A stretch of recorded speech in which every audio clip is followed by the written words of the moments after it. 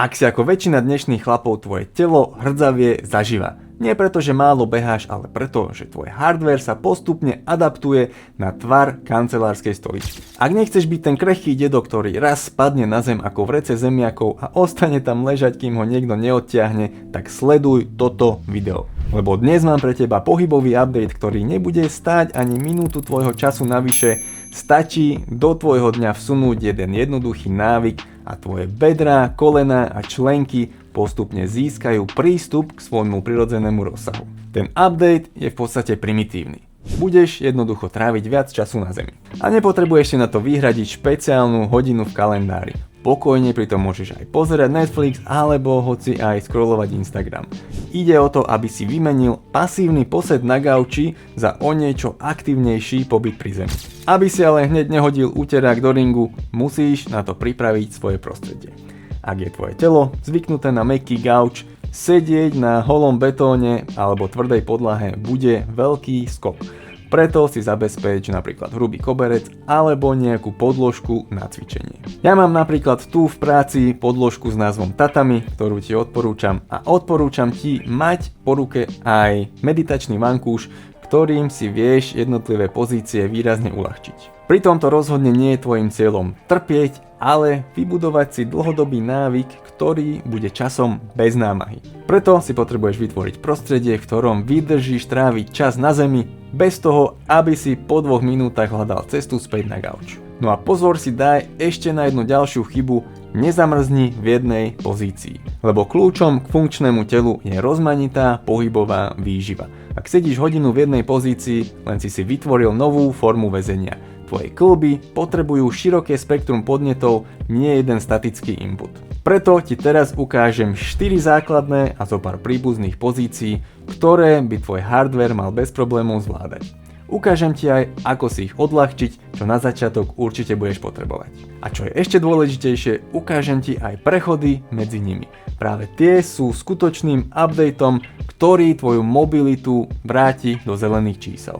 Ak máš po ruke nejakú odmäkčenú podlahu, odporúčam ti to rovno vyskúšať si to teraz spolu so mnou. Prvá pozícia, ktorú budeme dnes robiť, je tzv. Japonský set alebo aj seiza, ale skôr než sa do nej dostaneme, chcem, aby si vyskúšal prechod zo stoja, a to konkrétne takýto, že budem kolmostrupom na zem, päty zdvíham zo zeme a odtiaľ to pomaličky klesám dolu a dosadám na päty. Hej, toto by malo byť veľmi kontrolované, mali by to tvoje kolená bez problémov zvládnuť a takisto by si mal vedieť túto pomaličky a kontrolovane položiť kolená na zem. Hej, čiže nemajú padnúť, ale má mi pritom ostať táto palcová kosť na zemi, aby som ich vedel pomaličky položiť. Toto je tzv. Vysoká seiza, ale budeme sa teraz venovať hlavne tejto nízkej. To znamená, že tu mám členky v plnej extenzii a kolena v plnej flexii. Čiže v tejto pozícii seiza by som mal v pohode vedieť tráviť niekoľko minút bez toho, aby mi išlo odpadnúť koleno. A ak mi to je náročné, veľmi často býva problém s kolenom, ale niektorí aj tuto v členku cítia veľké napätie, tak si to odľahčíš s týmto vankúšikom, takže si ho proste dáš podriť, sadneš si na ňo a máš menší tlak. Hej, ak potrebuješ niečo vyššie, tak kľudne použiješ vyššie a proste tu budeš tráviť čas. Ak ti nerobí problém tá plná pozícia bez vankúšika, tak ti odporúčam vyskúšať aj to, že prenesieš trošku váhy viacej dozadu a tým odľahčíš kolená. Hej, čiže tuto môžeš pekne aj posilňovať svoje členky, ale toto je podľa mňa dôležité kvôli tomu, aby som vedel v tej pozícii takto prenášať váhu na jednu nohu, ak potrebujem sa v tom otočiť takýmto spôsobom a využijeme to aj na prechod do ďalšej pozície, ktorá je vlastne pole drop, čiže ja prenesiem zadok na jednu pätu, druhú odľahčím, špičku pritiahnem a zdvihnem koleno. Čiže toto je pozícia pole dropu, kde mám jednu nohu v pozícii hlbokého drepu a druhú nohu v pozícii japonského sedu. Odtiaľto je podľa mňa veľmi výživný pohyb pre chod medzi stranami, čiže tuto zase položím koleno na zem, vystriem špičku, prenesiem váhu a spravím na druhú stranu to isté. A takto prechádzam medzi stranami. Sa tuto aj pohrať s tým, že pošlem toto koleno smerom von, trošku ho tam otvorím a samozrejme je vhodné vyskúšať si aj rôzne nastavenia tejto druhej nohy v priestore. Nájdi si, aké tie pohodlné, ale skúšaj aj tie, ktoré sú ti menej pohodlné a prechádzaj na druhú stranu. Ak potrebuješ, toto si môžeš odľahčiť tým, že si pomôžeš trošku s rukou. Ďalší výživný set, ktorý ti odporúčam zaradiť, je tzv. 90-90 set, kde budem mať obidve nohy otvorené a môžem si tam prejsť z tohto japonského setu, takže otvorím nohy, zdvihnem trošku zadok a jednu nohu vysuniem dopredu. A toto je vlastne 90-90 set. Tuto kľudne vyskúšaj si rôzne uhly aj medzi stehnami, ale aj v kolene. Vyskúšaj si, kde máš nejaké medzery a veľmi výživné je tuto takto popreklápať pambu z jednej strany na druhú. A budeme robiť aj prechody medzi stranami. Odporúčam ti naučiť sa dva druhy prechodov. Jeden je, že cez zadok. Na začiatok môžeš využiť oporu, čiže použijem oporu tuto, opriem sa, chodidlá ostávajú na zemi tam, kde boli a prechádzam takto na druhú stranu.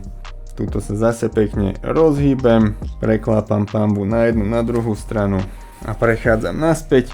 A ak ti to ide, tak to môžeš vyskúšať aj bez opory vzadu. A odporúčam aj tento prechod. Výjdem hore na kolena, switchnem, čiže spravím taký stierač s nohami, odľahčím chodidlá, presuniem ich a prechádzam na jednu, na druhú stranu.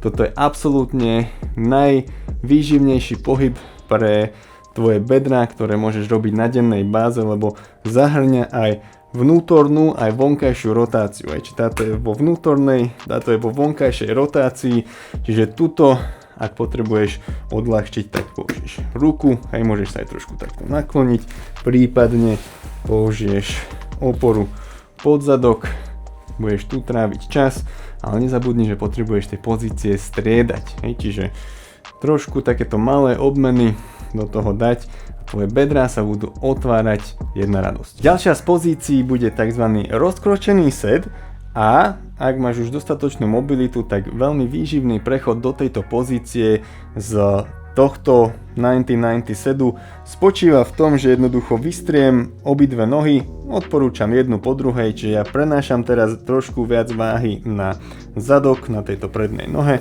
vystieram túto, teraz prenášam váhu do stredu a vystieram druhú. Čiže toto je rozkročený set a pravdepodobne, ak si ako väčšina chlapov, tak do tejto pozície ešte ani nesnívaš, že sa dostaneš, tak preto ti odporúčam použiť niečo pod zadok, pravdepodobne budeš potrebovať aj niečo vyššie a proste v tejto pozícii si zbierať čas. Čo je veľmi dôležité, aby si mal čo najviac vzpriamenú chrbticu, to znamená, že nechcem tam sedieť takto prehnutý, ale chcem celý čas ťahať temeno hlavy do diaľky. Keď už si v tejto pozícii, či už s oporou zo spodu alebo na zemi, tak ti odporúčam využiť takú tzv. Techniku VR, kedy vlastne svoj trup budem natáčať do takéhoto VR-ovitého pohybu a tým vlastne prenášam väčší stretch vždycky na jednu a na druhú stranu. Čiže môžem sa tuto aj takto trošku potiahnuť. A počas toho, ako trávim čas v tejto pozícii, tak využiť rôzne malé obmeny. Keď už budeš mať nejakú tú slobodu v bedrách vybudovanú, tak budeš môcť použiť ľubovoľné prechody medzi týmito pozíciami. Čiže môžem prechádzať z rozkročeného sedu do 90-kového sedu. aj týmto spôsobom, alebo aj týmto spôsobom.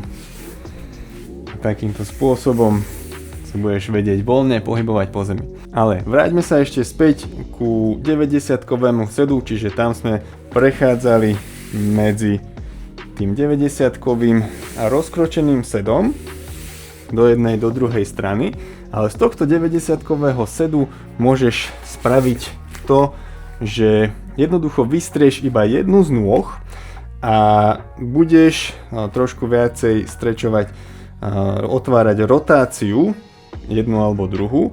A jedna z takých variácií je, že zadnú nechám tak ako je a prednú chcem vystrieť. Hej, čiže tento set volám tzv. Prekážkar a je to krásne na otvorenie hamstringov na tejto prednej nohe a rotáciu na tej zadnej. Hej, čiže tuto môžeš zase len rôzne natočiť tú tvoju zadnú nohu, môžeš využiť oporu odtiaľto, samozrejme aj z bankúša alebo nejakej inej vyvýšenej plochy.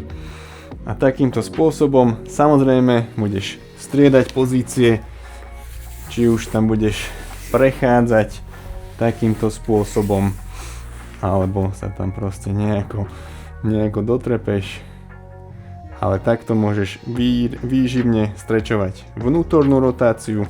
No a takisto, keď už si v tom 90-90 sede, tak môžeš vystrieť aj zadnú nohu a dostaneš sa do tzv.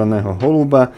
Toto už nie je úplne sed, lebo tuto pravdepodobne budeš cítiť veľmi intenzívny ťah a nechcem, aby si sa prehýbal v krížoch, tak preto môžeš si využiť nejakú oporu tuto spredu, alebo si dáš tú oporu pod zadok a takýmto spôsobom si nájdeš nejakú pozíciu, v ktorej môžeš tráviť čas a otvárať tento rozsah. A tuto samozrejme tiež sa pohráš s týmto uhlom. Keď to dáš trošku viac dovnútra, tak to bude menej ťahať.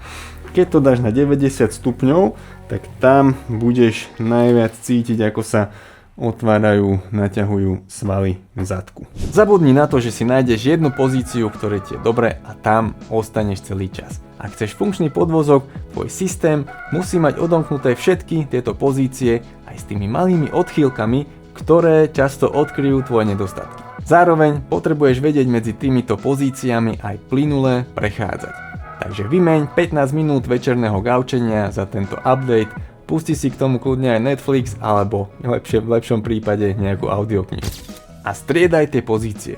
Ver mi, že takto si vybuduješ podvozok, ktorý ťa poniesie až do smrti. Zo začiatku to bude nekomfortné, ale tvoje telo je veľmi inteligentný adaptívny stroj a prispôsobí sa. Výsledkom bude sloboda v pohybe, o ktorej tvoji rovesníci iba snívajú. Avšak skutočná sloboda prichádza až vtedy, keď tvoj podvozok spolupracuje s hlavnou pohybovou jednotkou, čo je tvoje jadro, lopatky a stehná. Ak to chceš celé prepojiť a k tvojim otvoreným bedrám pridať aj funkčný vršok, pokračuj na toto video, v ktorom ti ukážem 5 podporných pozícií a tie dajú tvojmu telu oveľa viac než iba ďalší nezmyselný kotúč na bench press. Tak klikaj sem a vidíme sa v ďalšom videu.